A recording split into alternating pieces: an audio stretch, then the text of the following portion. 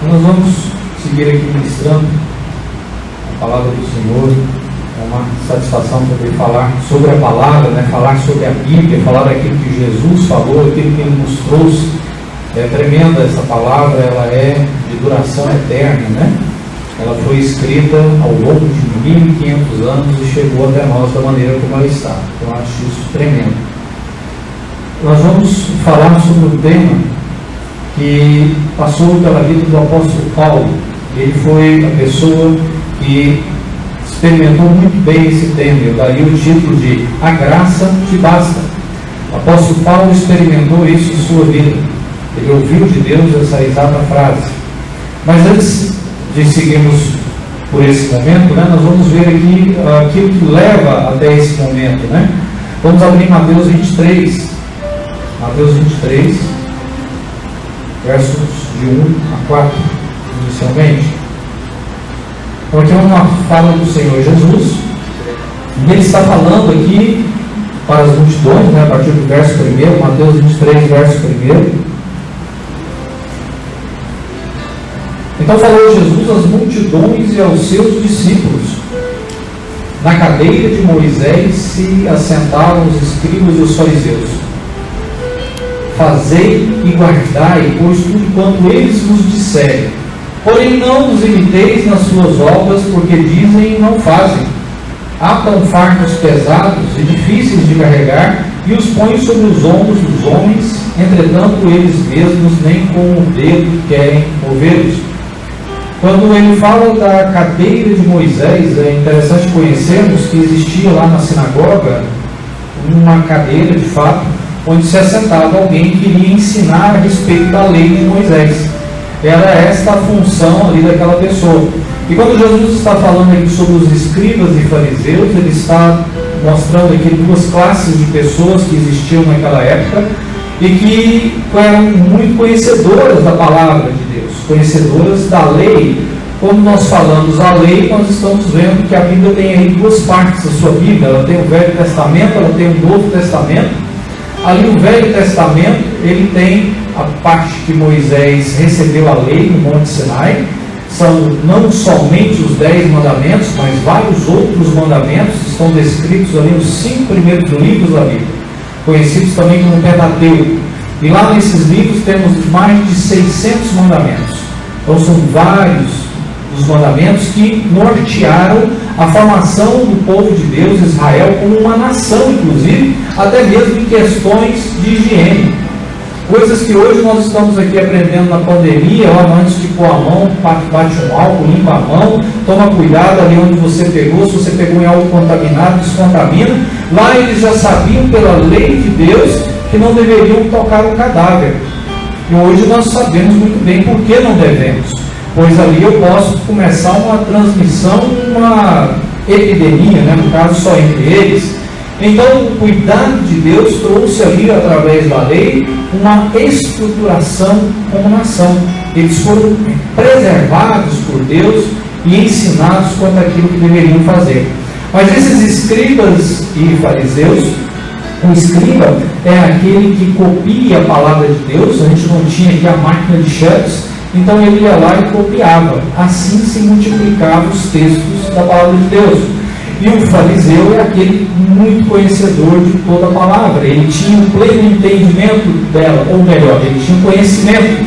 E aqui a gente vê que na verdade ele não tinha muitas vezes o entendimento. Ele conhecia, mas ele não entendia o que estava ali realmente. E nós podemos entender isso quando percebemos o fato real de que Jesus foi crucificado e morto por essas pessoas, que eram escribas e fariseus, que eram os detentores do conhecimento da palavra de Deus. Não somente rejeitaram, como também levaram Jesus para morrer, levando ele à pena de morte.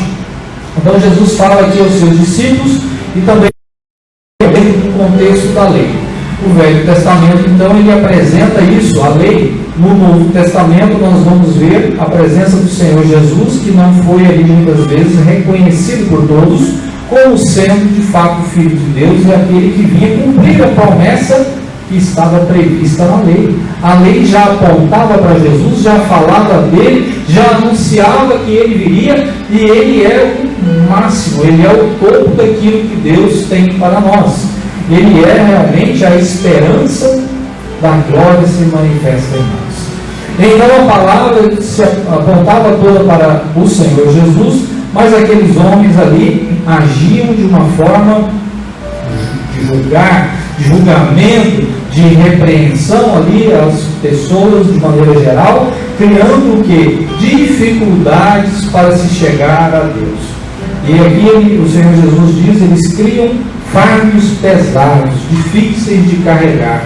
O fardo é aquele que você põe nas costas e vai carregando. O fardo nos dá a ideia daquilo que eu tenho que carregar como se fosse cruz, mas não é cruz.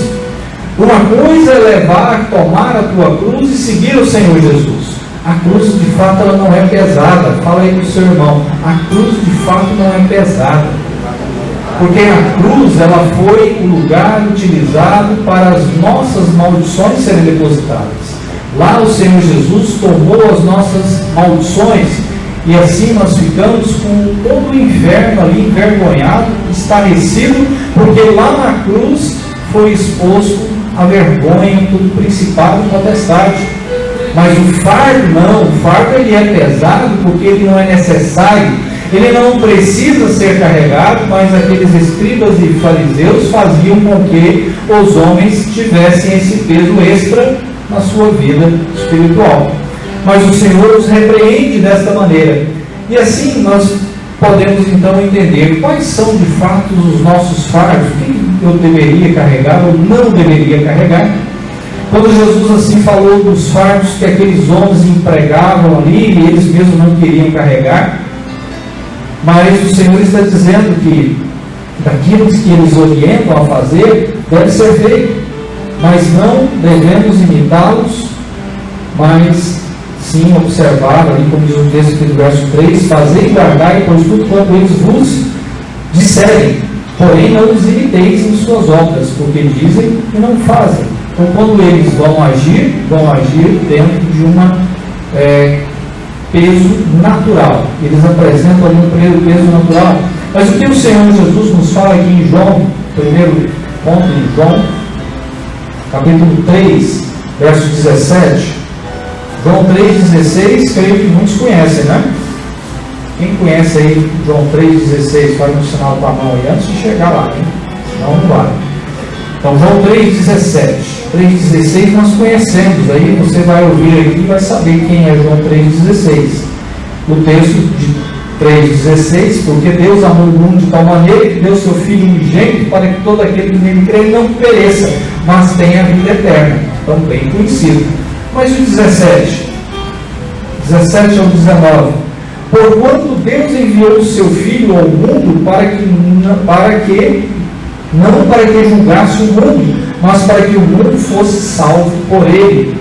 Então nós temos aqui uma definição, não para que fosse julgado, mas para que fosse salvo. O objetivo do Senhor Jesus é trazer a salvação.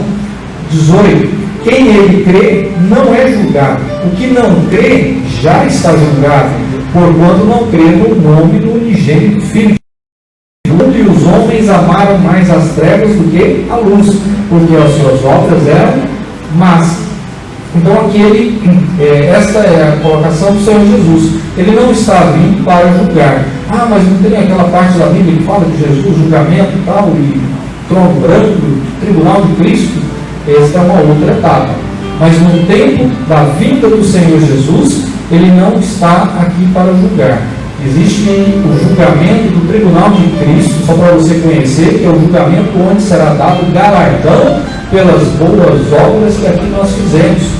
E sobre isso também falaremos aqui hoje. Então, quando eu estou sendo julgado por Cristo, não é para condenação, mas é para receber o benefício, a recompensa, a Bíblia usa essa palavra, a recompensa das obras que eu fiz para o Senhor enquanto aqui estou.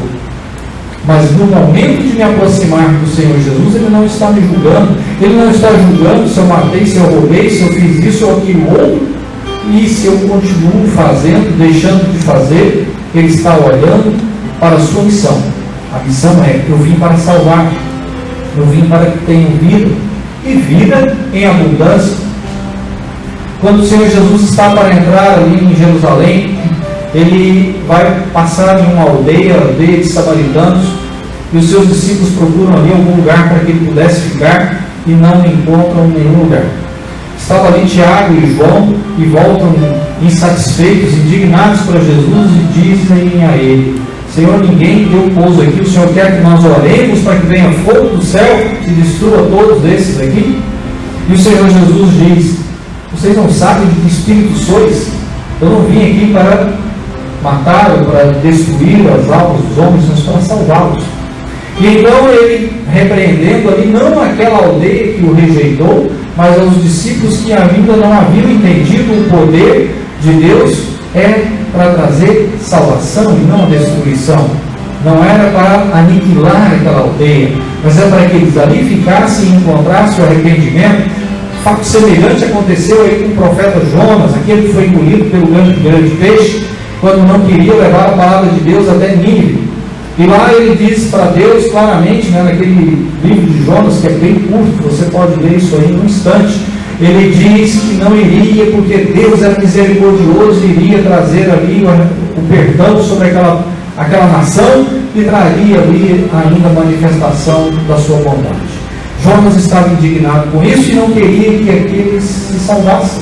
E ele então foge de Deus e se desvia daquele propósito inicial de Deus, e ele vai lá com toda a má vontade e prega a palavra de Deus. E você vai ver ali que ele prega uma frase muito simples e que ela é muito marcante para aquelas pessoas da cidade, e elas se convertem e se arrependem, porque Deus estava projetando isso para aquela cidade.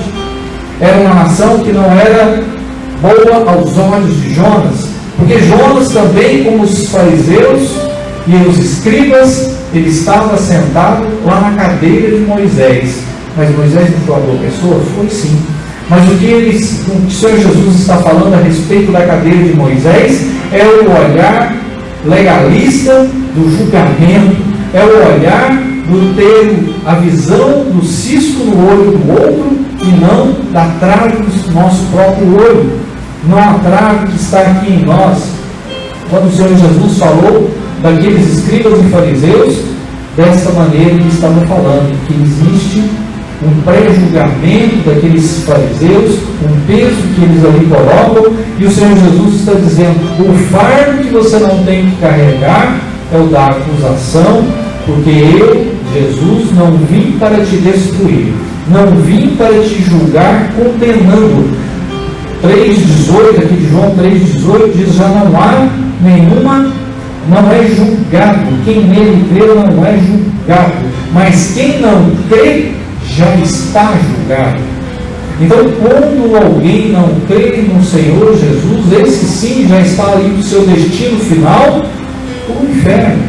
Mas aquele que crê, este não vai passar por um julgamento, a não ser o tribunal de Cristo, que é para definir galardão. Não é um julgamento que vai te tirar o céu, não é um julgamento que vai te tirar a presença de Deus. Então, quando nós falamos desses fardos, o primeiro fardo é: o Senhor Jesus, Ele não vai te prejudicar, Ele não veio para te julgar, Ele não veio para te condenar, mas Ele veio para te salvar. Essa é a missão dele, este é o cuidado dele que Ele tem sobre cada um de nós. Um bom exemplo que temos neste ponto é quando aquela mulher adúltera é lançada aos pés do Senhor Jesus, e ali as pessoas estavam ávidas para que ela fosse apedrejada, ávidas para que ela fosse condenada, porque eles eram zelosos e cuidadosos da lei de Deus. Eles diziam: Deus não se agrada disso, Deus não quer que adultérios aconteçam em nosso meio, então nós vamos aqui levá-la para Jesus para ver que solução ele tem. E ele diz: quem não tem pecado, atire a primeira pedra. Mas nós vemos que lá no tempo da cadeira de Moisés aconteceram momentos em que pessoas morreram e foram de fato ali permitidas por Deus em relação ao adultério, em relação àquele momento que Balaão, aquele cuja mula falou com ele ensinou as pessoas ali a levarem Israel a pecar. Ele mandou com que as mulheres enviadas ali por aquele reino, levasse a prostituição e a idolatria. E aí o profeta, ou melhor, o sacerdote Finéias, vai e traspassa com a lança e mata ali alguém que estava em prostituição. E aquilo de fato foi permitido. Mas aquele é o tempo da lei. Agora o Senhor Jesus vem e apresenta uma nova situação diante de nós. Mas que nova situação é essa? Eu vejo como um ponto muito forte Mateus 17, verso 3. Estou falando aqui alguns textos, mas se você quiser, abra, não precisa. Para que ali você tenha ali aquela clara noção, é a transfiguração. Mateus 17, verso 3, fala que estava Pedro, Tiago e João junto com Jesus no monte, e ali apareceu Moisés, apareceu Elias e estava o Senhor Jesus. E o rosto e o corpo, as vestes do Senhor Jesus resplandeceram. A glória do Senhor brilhou ali no Senhor Jesus, até que vem uma voz, uma nuvem ali, envolve eles, e a voz dizia: este é meu filho amado, em quem me comprazo, a ele ouvi. Ali nós temos a lei, Moisés, os profetas, Elias e Jesus, a graça. Nós temos então a lei, os profetas e a graça. E o Senhor, nosso Deus, está dizendo: ouçam a Jesus a graça. Ouçam a Ele, porque a Ele agora minha glória está manifestando. Ouçam a Jesus, porque Ele é meu filho amado, porque é sobre Ele que eu tenho colocado aqui a consumação de todas as coisas. É sobre este Jesus que eu estou conduzindo a toda a ação desde os tempos ali de Moisés. Moisés ansiou ver a Jesus. Ele esperava ter esse encontro com Ele e ver essa manifestação grandiosa da graça do Senhor Jesus. Moisés experimentou ali na sarça ardente a visão de Deus e teve a ousadia de pedir para ver a glória de Deus. E aqui nós temos Pedro, Tiago e João vendo a glória maravilhosa no Senhor Jesus, que é Deus. Jesus que é Deus. E Moisés, quando viu a glória de Deus, Deus que tem inúmeros atributos como poder, onisciência, onipresença, amor, graça, bondade, Deus escolheu mostrar para Moisés o seu atributo bondade. A bondade de Deus foi o que passou diante de Moisés. A bondade de Deus foi manifesta a Moisés, porque Deus quer primariamente mostrar a bondade dele a cada um de nós. Deus não trouxe aí essa pandemia para maltratar as pessoas, mas a bondade dele é o que ele quer te manifestar. E é quando naquela transfiguração acontece aquele evento todo, o Senhor Jesus então está ali sendo identificado como a quem deve ser ouvido. Ouçam a Jesus. Quando nós falamos de fé, ainda dentro desse quesito, né, a gente falando de fé, falando da fé vem pelo ouvir e ouvir a pregação de Cristo. De Cristo. Cristo é Jesus. Cristo é Jesus. A palavra do Senhor Jesus gera fé. A nossa fé é aumentada quando ouvimos sobre Ele, sobre como Ele tem feito. O Senhor Jesus desafiou esses escribas e fariseus inúmeras vezes, e mesmo assim é dito na palavra que Ele cumpriu toda a lei. Ele foi o único a cumprir toda a lei, pois esta era a missão dele. Ele a cumpriu para nós, em nosso lugar, pois para nós é pesado demais e de fato impossível alcançar esse cumprir de toda a lei. Alguns perguntaram a Jesus: mas isso é impossível o homem se salvar? E ele diz: para o homem é impossível, mas para Deus é possível. A possibilidade de Deus não é baseada na nossa visão, na nossa própria possibilidade. Aquilo que você hoje olha e vê, isso não tem jeito, é impossível, para Deus não é. Para Ele tudo é possível. Não há impossibilidades diante de Deus, e Ele faz com que tudo venha acontecer. Veja aqui em Romanos 6,14. O texto de Romanos 6,14 nos fala de algo, eu sei que a gente passa muito sobre esse texto e ele tem me perturbado também para entendê-lo. Vamos falar um pouco sobre ele. Porque o pecado não terá domínio sobre vós, pois não estáis debaixo da lei, e sim da graça. Então, um texto muito simples e direto, que nos fala sobre a lei e a graça. Mas vamos voltar lá no momento do Éden, lá em Gênesis. Lá em Gênesis tínhamos Adão e Eva. Adão e Eva juntos, na presença de Deus, no jardim de Deus, desfrutando da comunhão, da presença do Senhor. Eles estavam ali vivendo com uma única regrazinha: não comam um fruto da árvore do conhecimento do bem e do mal. Pode fazer de tudo, só não coma isso. Então era a única lei, era a única regra. Porque certamente morrereis. Então, quando nós falamos de uma lei, a lei ela tem em si uma penalidade. Ela tem a consequência do não cumprimento dela. Passou o sinal vermelho, vem um radarzinho lá, ou vem o guarda de trânsito, vem a multa depois, porque é uma lei. Ah, mas vamos dizer que você faça alguma coisa aí que não tem lei, né? Se não me engano lá, o pastor Luciano me ajuda, né? Mas quando não tem a lei definida, não tem como haver um crime, não é isso? Então, se eu não tenho uma lei definida, não tem crime. Isso está no nosso direito e está também aqui na lei de Deus. Então, quando estávamos lá em Gênesis, a única coisa que seria pecado seria comer do fruto da árvore do conhecimento do bem e do mal. Percebem isso? Somente isso seria pecado. Se ela resolvesse dar um tapa em Adão, brigou lá e ou o contrário, não era pecado, não tinha lei para isso. Se ela resolvesse matar Adão, vamos dizer que assim a serpente estava ali, teria feito então um estrago talvez maior. Mas não era isso que Satanás queria. Satanás estava agindo de uma maneira perspicaz, entendendo as leis espirituais. Ele só podia fazer uma coisa naquele momento: levar o Adão ou a Eva a comer do fruto do bem e do mal, do conhecimento do bem e do mal, porque assim estariam pecando, porque assim estariam criando a separação entre eles e Deus.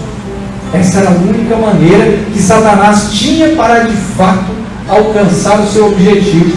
Tinha que levar ao descumprimento daquela única regra. Então aquela lei era exatamente a brecha para que fosse ali possível acontecer aquele pecado. Imagina que a gente tivesse ali na rua uma banquinha com frutos, tá? Tem uma maçã, tem uma uva, tem uma pera ali, está escrito, pegue de graça.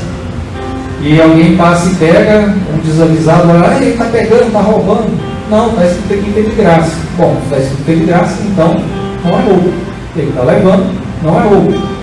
Então, quando Satanás agiu, ele está agindo quebrando a regra existente.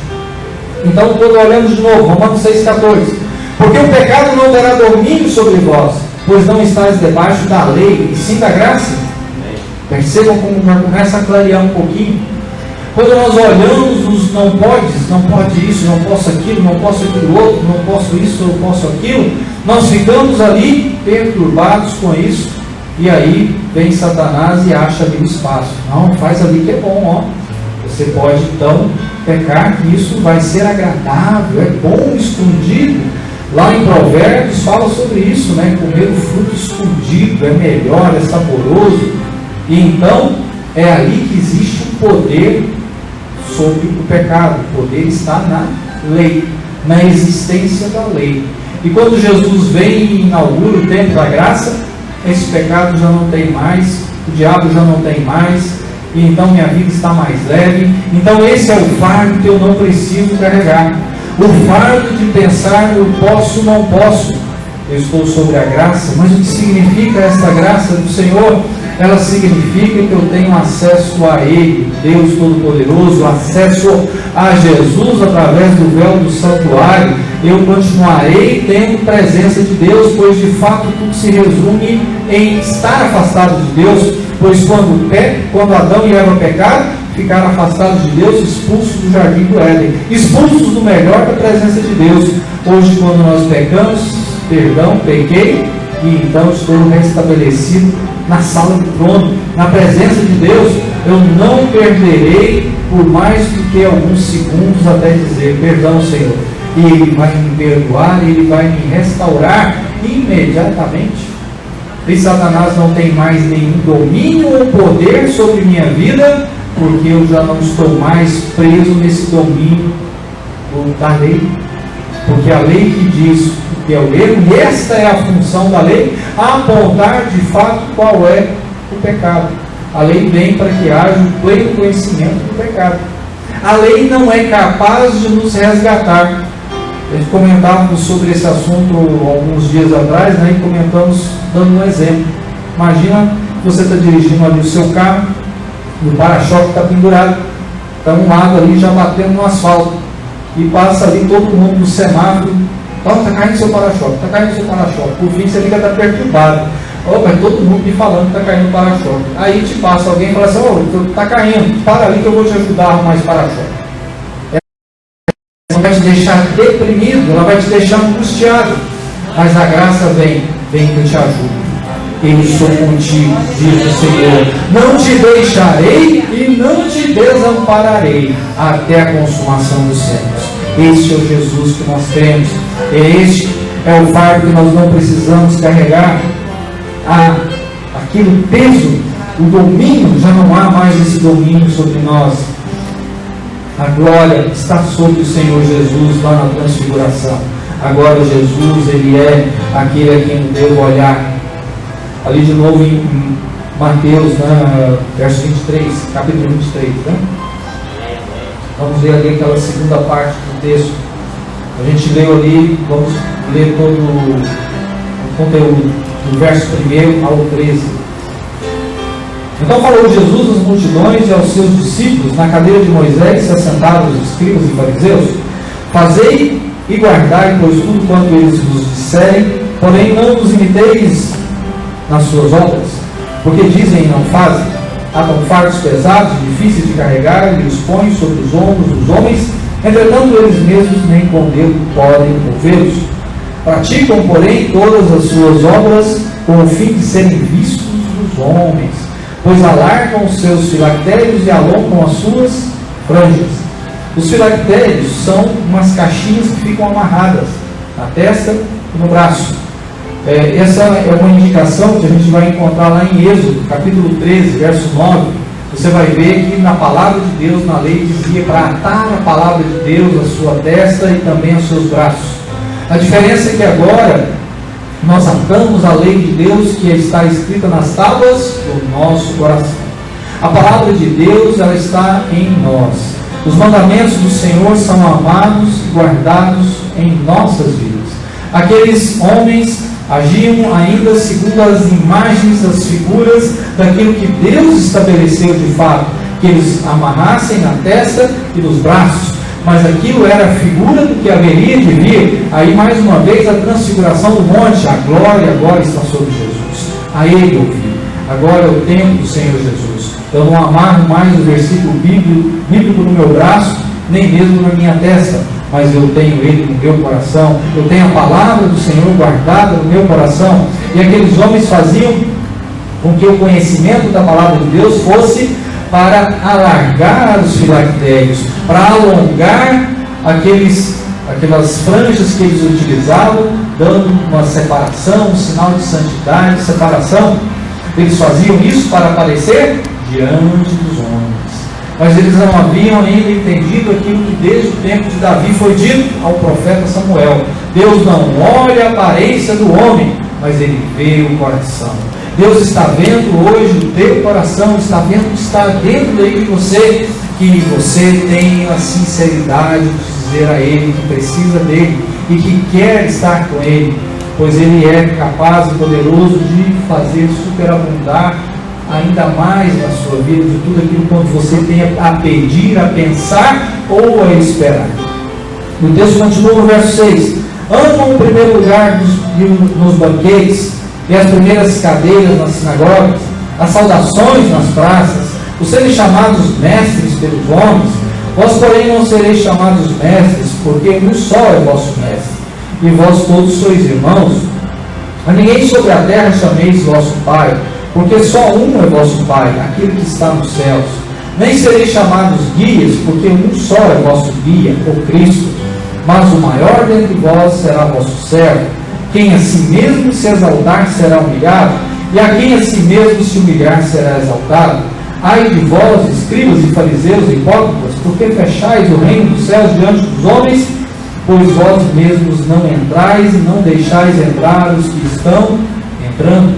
Então o Senhor Jesus falou de uma maneira bem ampla aqui sobre como é aquela ação daquelas pessoas que, conhecedores sem entendimento da palavra, que conhecendo ela, criavam ali os fardos pesados, atavam coisas difíceis para com os outros, para que eles acabassem não entrando na presença do Senhor.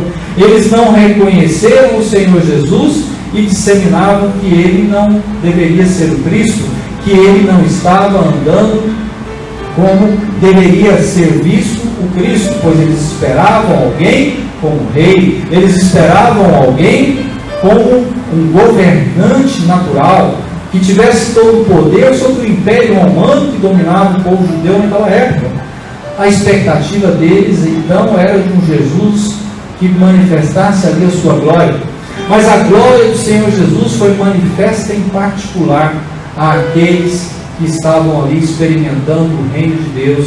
Pedro, Tiago e João, que o viram ali na transfiguração, pois o reino de Deus não vem com aparência exterior. Você não vai dizer, eis aqui o reino de Deus, eis ali o reino de Deus, mas o reino de Deus está sendo manifesto ali através da sua vida, que crê no Senhor Jesus, que confessa o nome dele, que espera por ele. Este é o reino de Deus. O Senhor vir na glória, ele ainda virá. Haverá o tempo na sua volta para que ele venha na glória. E o povo de Israel não entendeu isso, que haveria uma segunda vinda, que haveria sim dele vir em glória, haveria sim dele ser esse governante esperado, mas é lá na segunda vinda, não era naquele momento. Neste momento o Senhor veio para que fosse então resgatada toda a ovelha perdida, todo aquele que estava longe e distante. E ainda mais, o Senhor nos diz então que o peso não pode ser nos dado pela lei, pelo pecado, mesmo coisas que estão na palavra de Deus, porque Ele veio para nos resgatar. Essa é a missão principal dele.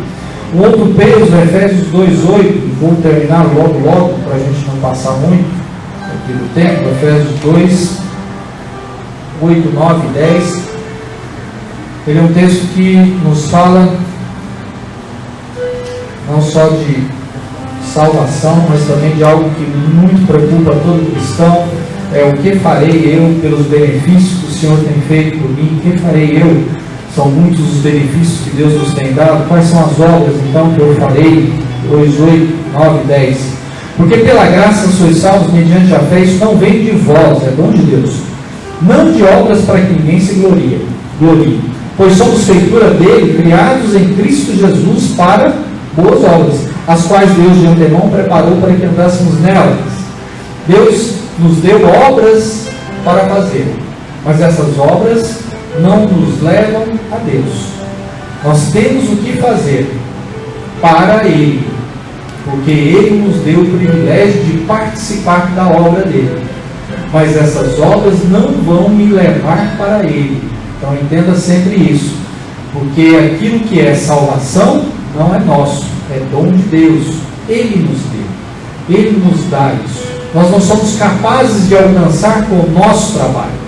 O nosso trabalho é fazer as obras que Ele preparou de antemão para nós.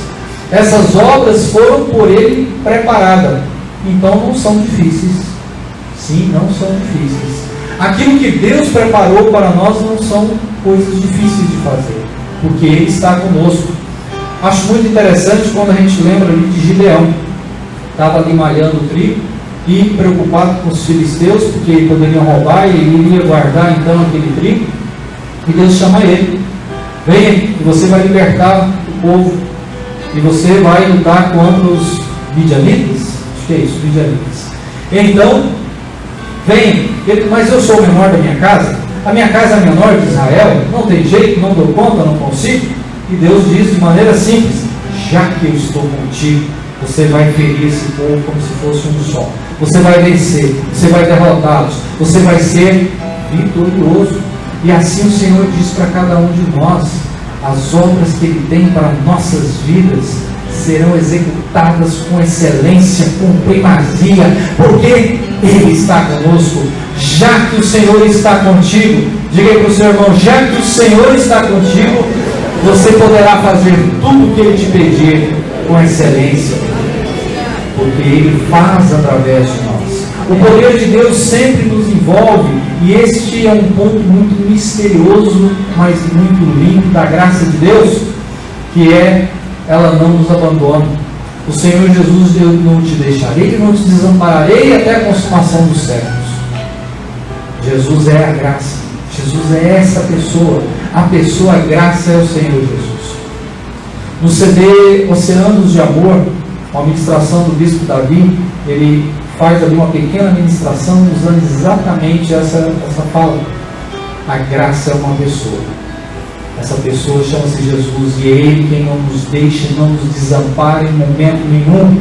Nós fazemos através do poder dEle, nós construímos através do poder dEle, nós vencemos através do poder dEle. Sempre Ele conosco, sempre Ele nos capacitando, sempre Ele fazendo por nós, sempre Ele agindo. Os trabalhadores da última hora é uma parábola. Nós temos aqui alguns textos, mas eu não vou lê-los aqui para a gente não se alongar muito.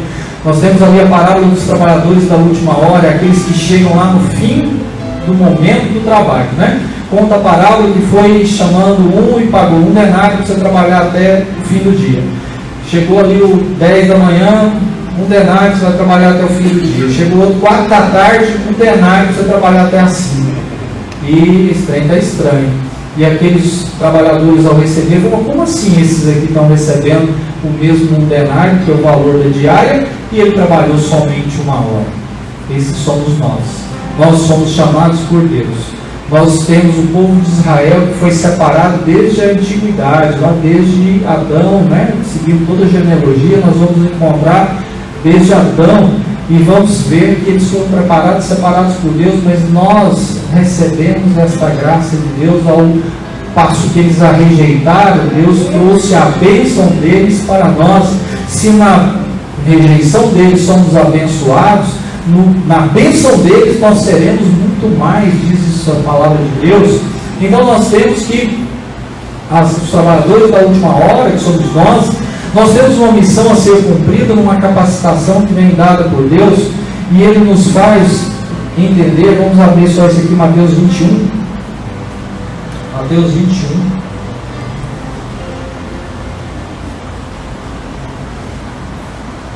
Mateus 21, 33.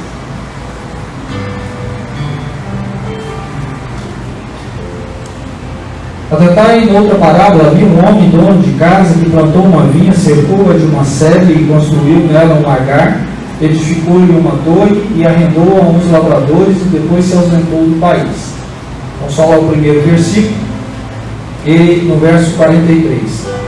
Portanto, vos digo que o reino de Deus vos será tirado e será entregue a um povo que lhe produz respectivos frutos. Todo que cair sobre essa pedra ficará em pedaço, e aquele que sobre ela cair ficará reduzido a pó. Nesse texto aqui, nós vimos que, resumindo aqui, eu estou lendo o primeiro e quase o último versículo, né? Ele tinha uma vinha e arrendou, os trabalhadores vinham, mas os trabalhadores estavam ali matando todos aqueles que eram enviados para trabalhar ali, para receber a colheita. Até que vem o filho e também matam o filho. Então ele está falando aqui de Jesus. E esses trabalhadores que aqui estão tinham uma missão: colher. Eu vejo que a missão das obras de Deus que Ele tem preparado para nós como trabalhadores da última hora é a missão da colheita, a missão de colher aquilo que Deus já preparou. Tem muito grande a seara, mas poucos são os trabalhadores. Quando o Senhor Jesus olha para a seara, para as vidas das pessoas, Ele diz isso aos seus discípulos: a seara é grande, mas poucos são os trabalhadores para essa ceifa. Esses somos nós. O Senhor nos tem chamado para a missão de ceifar. É a missão fácil, é a missão tranquila, porque Ele está nos dando o campo florido, o campo pronto para trabalhar e colher. É a missão que nos é dada. Não é difícil fazer a obra de Deus. Não é difícil fazer aquilo que Deus separou para você fazer. Cada um de nós temos lá a missão dada por Deus. João Batista trabalhou por apenas 6 meses. E Jesus disse: não há homem maior nascido de mulher do que esse João Batista. Mas ele só 6 meses disse: é chegado o reino dos céus. Arrependei-vos, é chegado o reino dos céus. E ele batizava os discípulos. E ele falava assim durante 6 meses. E ele cumpriu a vontade de Deus. É isso que Deus queria para ele. 2 Coríntios, agora acabando mesmo. 2 Coríntios 12, 9.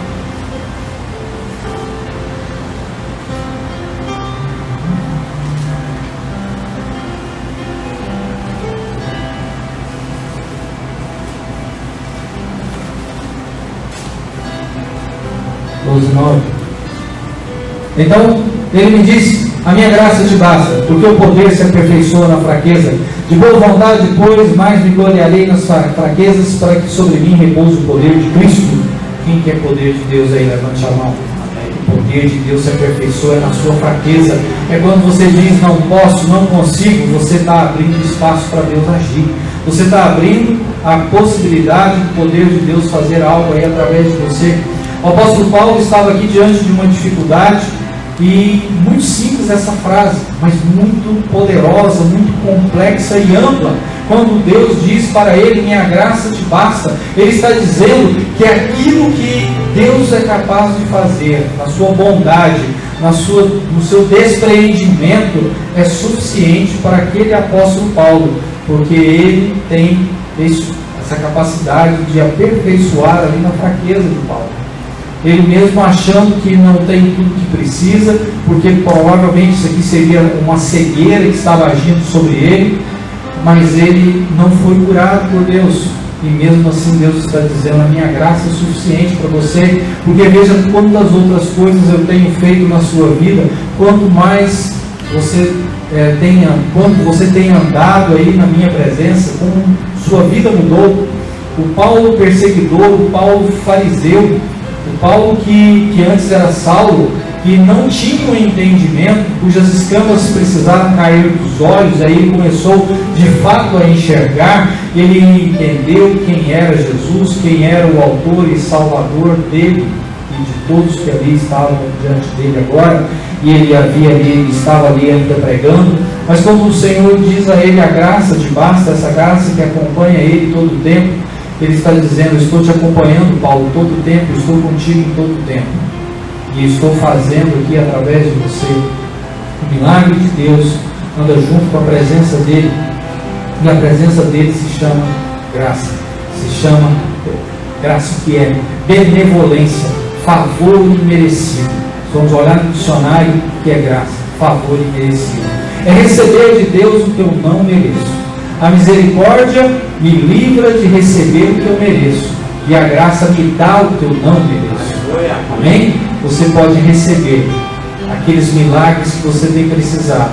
Você pode receber da proteção de Deus sobre a sua saúde.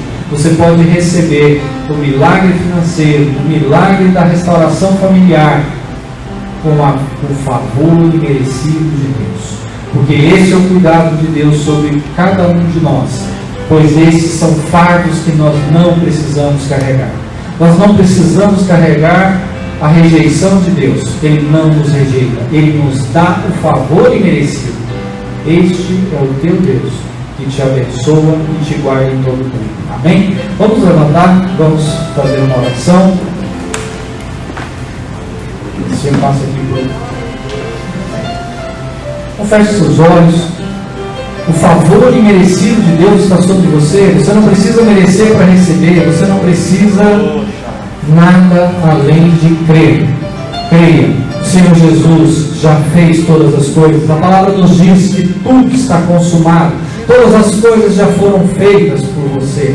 Deus já estabeleceu que o seu tempo É um tempo de andar com Ele, é um tempo de vitória. Senhor, em nome de Jesus, nós declaramos, Senhor, a Tua palavra de vitória, Tua palavra que é viva e eficaz e possa agora discernir alma e espírito, e adentrar, ó Deus, em cada uma dessas vidas, num posicionamento de fé e autoridade e segurança, sabendo, ó Deus, que a Tua graça basta a cada um de nós, que a Tua graça é o Teu favor imerecido, e quantas vezes o Senhor já tem nos guardado do mal, já tem nos livrado, já tem nos abençoado, quantas vezes o Senhor já tem nos conduzido a cumprir a obra que o Senhor estabeleceu e definiu para cada um de nós. Guarda, Senhor Jesus, cada família desses que aqui estão representando.